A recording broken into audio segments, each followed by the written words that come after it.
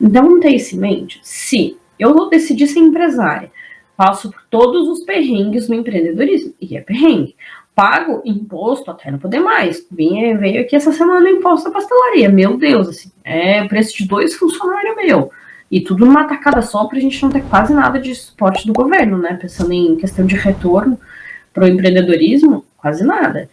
Então, se eu escolho seguir essa vida onde sexta-feira à noite, 10 horas, eu tô trabalhando, onde eu trabalho em vários outros momentos, que pelo menos eu desfrute do lado bom, que é poder fazer as coisas que para mim são importantes, que é estar com minha família sempre que eu quiser, e poder organizar isso, tá?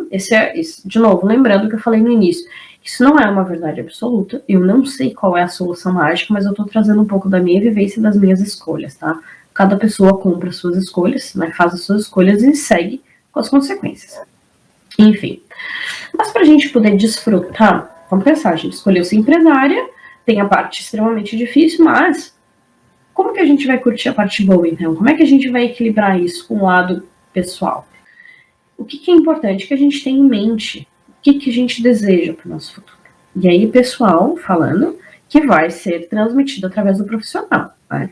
Porque antes de eu desejar algo para minha empresa, vai passar pelo aquilo que eu quero. A gente só deseja algo para nossa empresa que tem a ver com a gente. Ninguém deseja aleatório uma coisa que a gente não goste, né? E clareza do que eu quero para mim, do que eu quero para minha empresa, do que eu desejo. Se eu tenho clareza disso, agora vamos voltar a como equilibrar o lado pessoal e o lado profissional.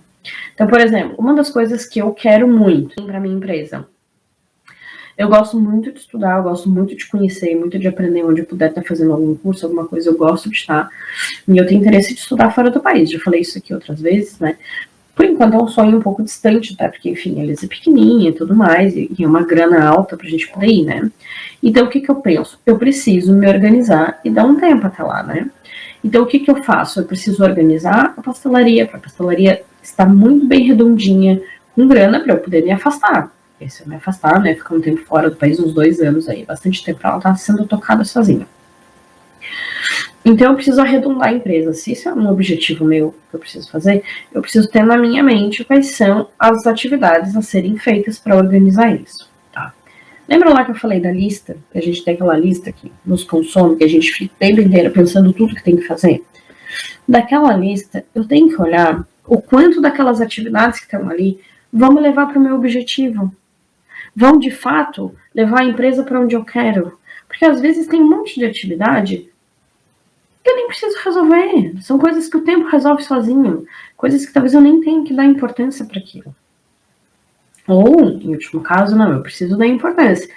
Mas eu não tô tendo tempo de resolver. Então, talvez eu precise delegar para alguém. Ah, mas eu não tenho ninguém que faça, Ju. Bom, então talvez tenha que ter uma lista mais, uma tarefa mais na tua lista, que seja encontrar alguém que tu possa delegar essas atividades.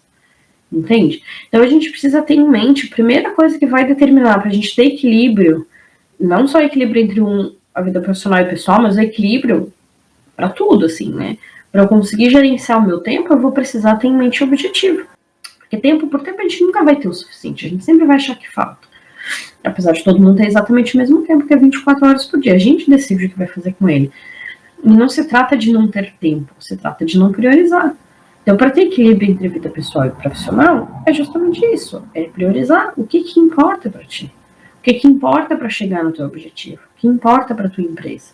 Essa é a pergunta que vocês têm que se fazer. Aí, nesse dia que eu estava bem ansiosa, eu pensei, importa tanto eu terminar isso que eu não vou terminar, vou continuar fazendo amanhã, mas eu vou tentar adiantar o serviço por meia hora, que é o que eu ia conseguir trabalhar picado ainda? Ou será que importa mais ficar com a Liz no domingo de tarde? Talvez importe mais ficar com a Liz, então foi uma escolha que eu fiz. É o que eu queria originalmente? Não, eu queria de fato trabalhar, eu queria adiantar aquilo, e como eu falei, eu sou workaholic, eu gosto de trabalhar. Mas, naquele momento, ela era a minha prioridade.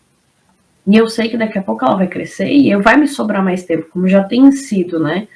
Isso é outra coisa também que eu queria falar, que é bem importante, assim. Não sei se foi ontem, mas eu sigo vários canais de mães, eu vejo, é bem engraçado, tem vários memes, né, que elas brincam com coisas muito sérias, mas eu fico pensando assim, né, como é que tu faz pra dar conta? A gente não dá conta, gente, não tem como dar conta, é humanamente impossível. Eu não tenho aqui, mas eu fiz uma lista Porque eu me cobro muito, né? Eu sou bem exigente comigo mesma. E eu tava me sentindo, num desses dias assim, ansiosa, tava me sentindo improdutiva, e eu botei no papel tudo que eu fazia dentro de várias áreas que eu atuava. Então, assim, enquanto família, assim, mãe, estando dentro de casa, o que eu fazia, como psicóloga atendendo no consultório, como psicóloga atendendo nas empresas, como psicóloga com o meu projeto de atender online, como dona da pastelaria. Então, eu peguei essas 5 áreas e eu escrevi tudo que eu fazia. E aí eu somei tudo. E tudo deu, por semana, 210 horas por semana de atividades, de trabalho. Aí eu pergunto para vocês, tem como caber 210 horas dentro de uma semana, sei lá, de 60? Eu já trabalhei 68 horas, por exemplo, então tem como eu caber 10 horas dentro de uma semana de 60, que eu já acho bastante? Não tem. Então, mas então tu não dá conta? Não dou. Não tem a hora suficiente. Mas não ter hora suficiente não significa que eu sou incompetente. Ou que eu sou ruim porque eu não dou conta. Eu não dou conta porque eu tô me exigindo demais. Porque a expectativa tá muito fora da realidade. Se a realidade é, sei lá, 60 horas produtivas, olha, estourando 70 horas produtivas, e eu preciso trabalhar 210, não dá. Vocês entendem que não dá? Não tem como. Então eu entendo que muita gente que veio para essa live hoje veio pensando assim, talvez ela dê uma dica do que vai funcionar. Não tem. Não tem. Algumas coisas talvez a gente tenha que respeitar a fase que a gente está.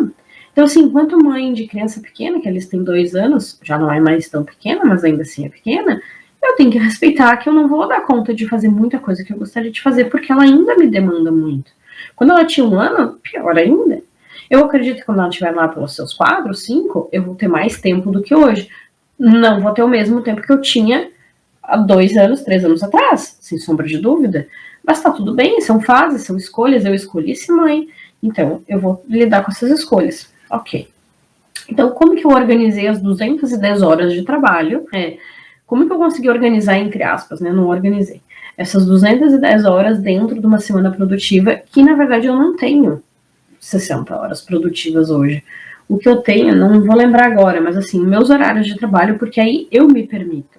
Eu começo a trabalhar às 9, eu não trabalho antes disso, com exceção de uma pessoa que me pediu, mas aí com urgência, enfim, e eu deixo de trabalhar às 6, que é o horário que eu vou buscar a lista. E aí, com exceção, por exemplo, de lives, coisa que eu faço de casa é um pouco mais fácil, né? Mas assim, sair, atender no consultório, isso eu não faço mais. Pelo menos nesse momento, enquanto eu tô com a Alice. Então, eu tenho blocos, né, por dia. Eu tenho das 9 até o horário do almoço, e aí eu determino ali meu horário, que seja meio-dia. Eu me permito, e aí é outra permissão. Lembrem lá que eu falei. Se é pra gente pagar tanto imposto e passar tanto perrengue, que pelo menos a gente desfrute daquilo que a gente tem liberdade.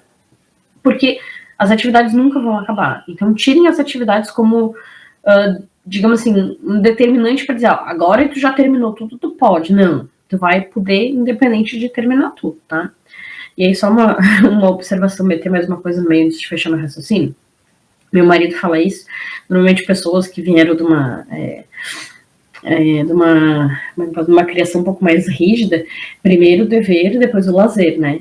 Só que isso era falado numa época que a gente não vivia a internet, onde o mundo não era extremamente acelerado e ansioso, então era mais fácil terminar o dever. O dever normalmente acabava em algum momento, tipo, do dia acabava, então você sentava para ver novela.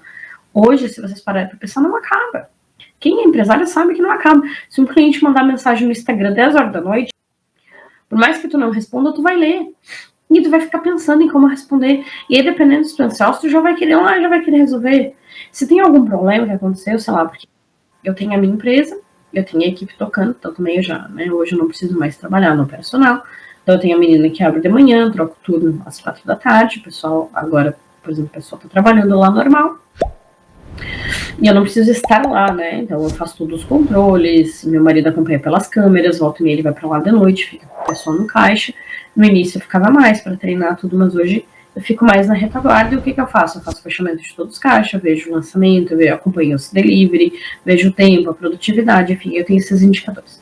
Mas o que eu ia falar é que, na verdade, Muita gente pensa, primeiro o dever, depois o lazer. Então traz isso na cabeça, como uma crença, e não para pensar, que acaba trabalhando, e eu só vou descansar depois que eu terminar. Mas hoje, gente, nos dias de hoje, ansioso, que, né, a gente fala do mundo VUCA, já tem outras denominações, mas que é um mundo muito rápido, muito acelerado, as coisas não terminam. Elas não terminam. Então, não adianta ficar nessa ilusão, quando eu terminar eu descanso. Não, a gente tem que descansar. E aí entra o equilíbrio, né? É a gente se permitir fazer as coisas, mesmo que fique lá, né, martelando, sem culpa.